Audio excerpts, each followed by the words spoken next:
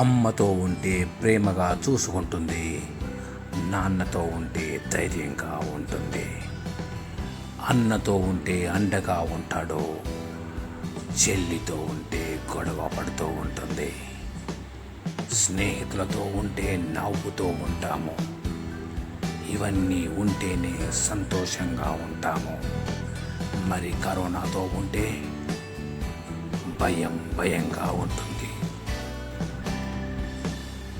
సబ్బుతో చేతులు కడుగుతూ ఉంటే కరోనా చస్తుంది, శానిటైజర్ రాసుకుంటే కరోనా నాశనమవుతుంది, ముఖానికి మాస్క్ కట్టుకుంటే కరోనా దూరంగా ఉంటుంది.